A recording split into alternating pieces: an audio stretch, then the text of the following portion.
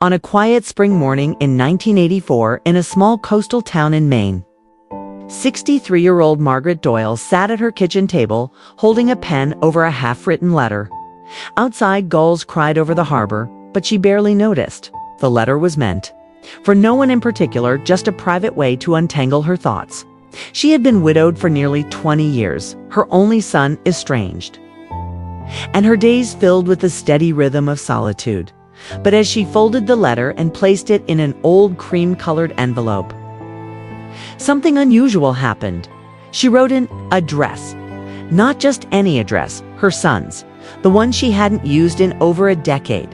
She didn't mean to mail it. It was only habit, maybe, or perhaps something deeper, something she didn't understand yet. The envelope sat there on the table for 2 days until a visiting neighbor, thinking she was being helpful, picked it up along with Margaret's outgoing bills and dropped it in the mailbox. And that's how a letter never meant to be sent began a chain of events that would unearth buried pain, long-kept secrets, and, against all odds, a fragile, odd kind of redemption. Asterisk. Margaret Doyle lived in a small, cedar-shingled house perched on the far end of Harbor Street, where the road narrowed and the sea air turned sharp with salt. Her days were predictable, not in a dull way, but in the comforting rhythm of someone who had learned to survive loneliness. At 6:30 each morning, she'd boil water for tea, drop 2 slices of bread in the toaster, and stand by the window watching fishing boats crawl out of the harbor. By mid-morning, she'd be out in her garden, trimming the lavender and coaxing stubborn roses to bloom. But beneath the quiet, there was a hollow space in her life. A space shaped like her son, Daniel. They hadn't spoken in 12 years. Since that bitter winter when words were said, sharp, angry words neither of them could take back.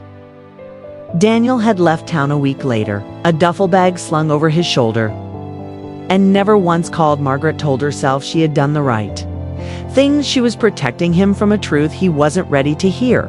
The truth about his father, about the night everything fell apart. But as the years passed, her certainty faded, replaced by something harder to live with: regret. One rainy afternoon, she sat at her kitchen table with a pad of stationery. The letter began simply enough. "Daniel, I don't know if you'll ever read this," she wrote, without thinking about what she'd do with it. She just needed to get the words out. She told him about the mornings she still set to places at the table out of habit, about the way she saw his smile in the face of a boy walking past her garden. She told him she was sorry when she finished. She slipped it into an old cream envelope and, almost without realizing, wrote his Boston address on the front. It felt dangerous, as if she had cracked open a door she'd kept locked for over a decade. The letter sat there for 2 days. She meant to tuck it away in a drawer, but fate, or something like it, had other plans. Asterisk. Daniel Doyle was 40 now, living in a cramped apartment above a hardware store in South Boston. The place smelled faintly of motor oil from the shop below, and the walls were the dull yellow of years-old paint. He worked long shifts at the docks, unloading cargo ships, a job that left his back aching and his hands calloused. Life was simple but not peaceful. He carried a constant undercurrent of restlessness, a feeling that no matter how far he'd traveled from his hometown, he had never truly escaped it. One Tuesday afternoon, he came home to find a small stack of mail on his kitchen counter. Mostly bills, junk flyers, and then the envelope, cream-colored, his name written in the looping, unmistakable handwriting of his mother. Daniel froze. His first instinct was to throw it away. He told himself it was better that way. She had made her choices. He had made his, but his fingers betrayed him. He slid a thumb under the flap and opened it. The first line stopped him cold. "Daniel, I don't know if you'll ever read this." He sank into the worn armchair by the window and kept reading. She wrote about the mornings she still thought of him, the empty chair at the kitchen table, the roses in her garden, and then the words he never expected to see: "I am sorry." Daniel read it twice, 3 times. By the end, he was gripping the paper so tightly it crumpled at the edges. Memories flooded back, not the shouting, not the night he left, but earlier days, The smell of fresh bread cooling on the counter, his mother humming while she folded laundry, the way she used to stand at the end of the pier, waving until his fishing boat disappeared.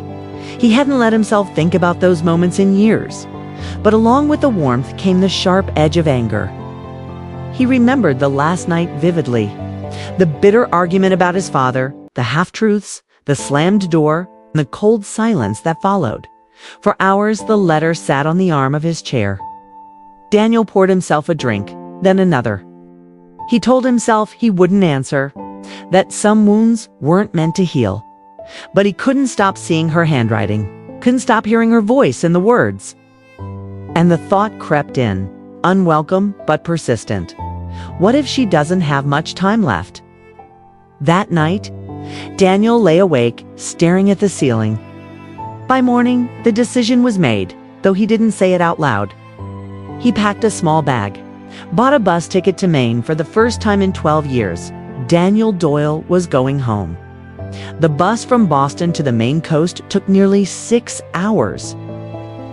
Winding past pine forests, crumbling barns, and small towns with names Daniel hadn't heard in over a decade.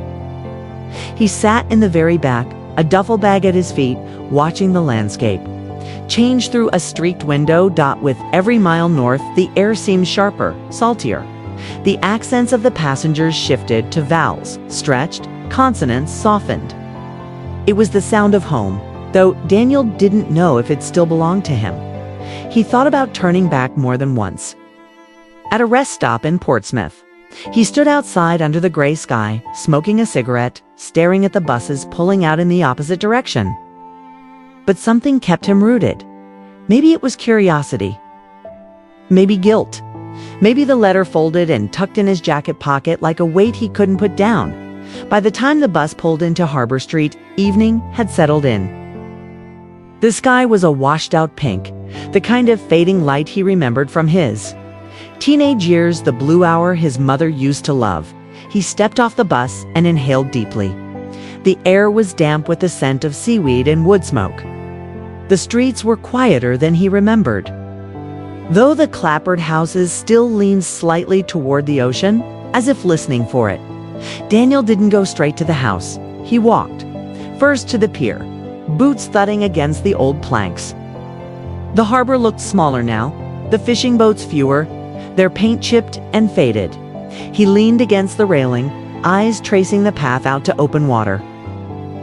He could almost see a younger version of himself standing here with a bucket of bait.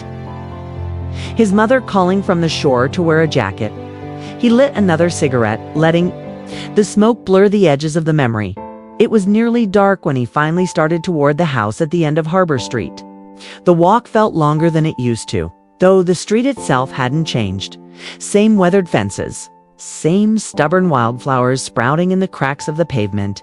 And then, there it was. It's the Doyle house. Small, cedar shingled, with its sloping roof and the same white curtains in the windows.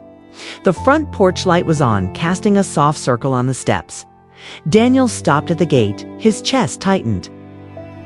Through the window, he saw her older, thinner hair, whiter than he expected, but unmistakably his mother. She was pouring tea into a chipped mug, moving slowly as if every gesture cost her something. He almost turned away, almost decided that seeing her from a distance was enough. But then she glanced toward the window. And though her eyes didn't find his right away, something in him shifted. He pushed the gate open. The sound of his boots on the porch made her look up. Her hand froze on the mug. For a moment, they simply stared at each other, separated by glass and years. Then she opened the door. Neither spoke. Daniel noticed her eyes.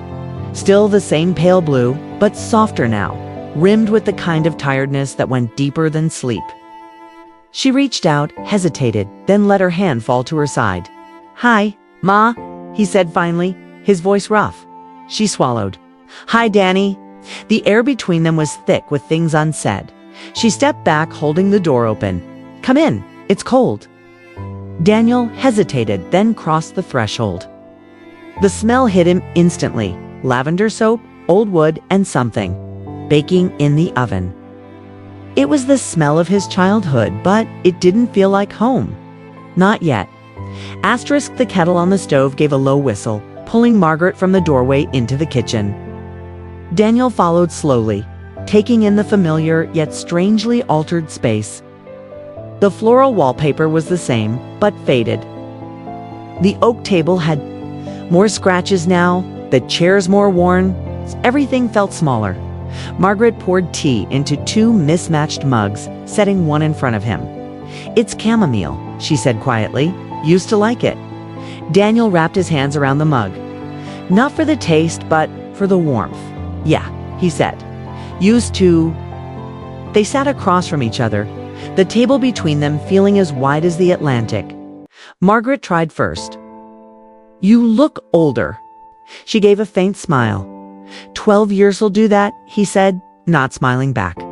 Silence stretched. The only sound was the faint ticking of the wall clock.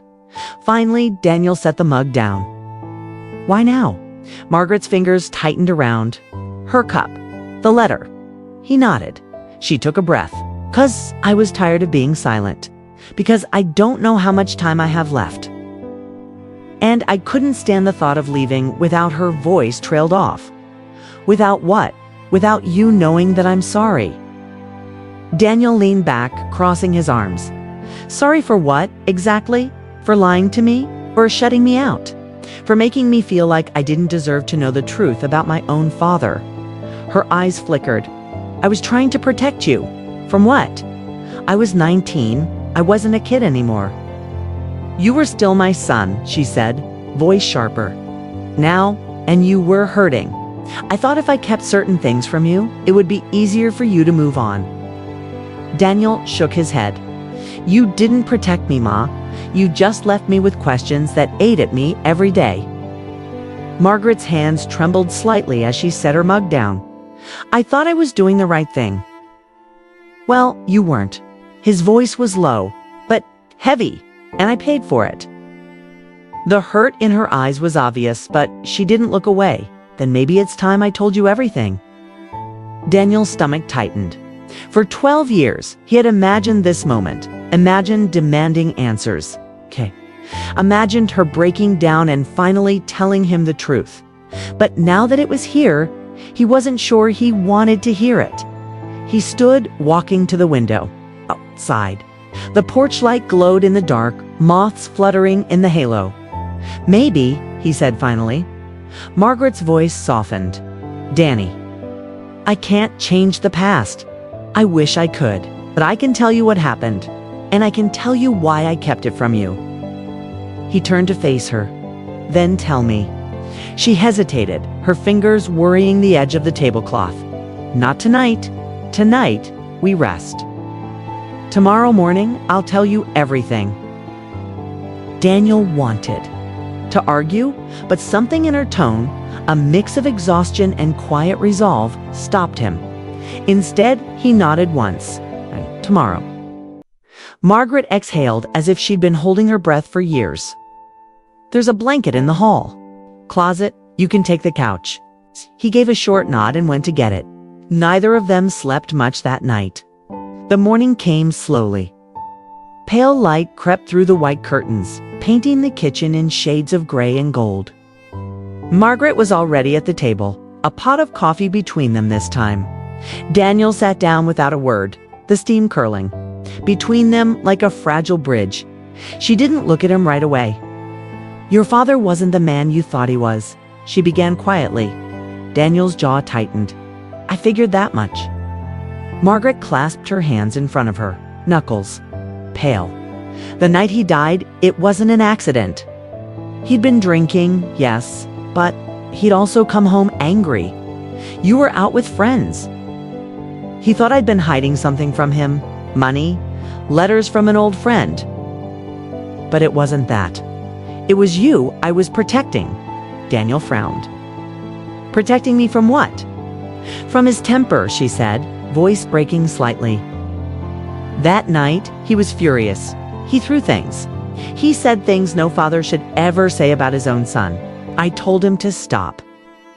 We argued and he stormed out. The car crash happened less. Then an hour later, Daniel stared at her, trying to piece it together. And you never told me because? Because I didn't want you to carry the weight of thinking you caused it. You didn't. But I knew how you'd blame yourself. I thought silence would keep you safe from that. For a long time, neither spoke. The clock ticked steadily on the wall. Finally, Daniel leaned back, exhaling slowly. So all those years, all that distance, it's because you thought you were protecting me? She nodded, eyes glistening. And I see now that I was wrong. I protected you from one kind of pain, but gave you another. Daniel rubbed a hand over his face. You could have trusted me, Ma. We could have carried it together. Her lips trembled. I see that now, and I'm sorry. The words hung in the air, not a magic cure, but something real, something they hadn't had in years. Daniel looked down at his coffee, then back at her. I don't know if I can just forget 12 years, but he hesitated. I'm tired of being angry. Tears slid down Margaret's cheek. Me too. They sat in silence for a while, letting the weight between them shift, lighten. Outside, gulls cried over the harbor, and the smell of the sea drifted in through the open window. Margaret reached across the table, her hand hovering for a moment before resting lightly on his. Daniel didn't pull away. It wasn't forgiveness. Not yet, but it was a beginning. Later that morning, Daniel stepped out onto the porch. The street was quiet, the ocean glinting in the distance. For the first time in years, he felt the pull of this place, not as a reminder of what he'd lost, but as a place where something new could grow. He turned back to see Margaret in the doorway, the faintest smile on her face. You'll stay a few days? She asked. Daniel nodded. Yeah, a few days. It was enough for now. Asterisk, sometimes the hardest conversations are the ones we keep putting off. We tell ourselves there will be a better time, when things are calmer, when we're ready. But life has a way of moving forward, whether we speak or not. For 12 years, Margaret and Daniel lived with silence between them. It was easier than facing the pain head on, or at least it felt easier. But silence has a cost. It can harden into distance, and that distance can turn into a wall. In their case, one unplanned letter became the crack in that wall. It didn't solve everything, didn't erase the past, but it opened a door. And sometimes, opening the door is enough to let the light back in. Maybe there's someone in your life right now, a parent, a sibling, a friend with whom you've stopped speaking. Maybe the reason feels justified. Maybe you've convinced yourself it's too late. But what if it's not? What if they're waiting for a sign from you, the way you've been waiting for a sign from them? We can't rewrite history. We can't undo the words we've said or the choices we've made. But we can choose the next words. We can choose to reach out, even if our voice shakes. Margaret didn't know if Daniel would read her letter. Daniel didn't know if showing up at her door would make any difference. Both of them took the risk anyway. And because of that, they've got something rare, a second chance. If you're holding on to a letter you've never sent, a phone call you've never made, a truth you've never spoken, maybe today is the day. Not because you know exactly how it will go, but because you know how it feels to carry the weight of silence. Reach out before the time to do so quietly slips away.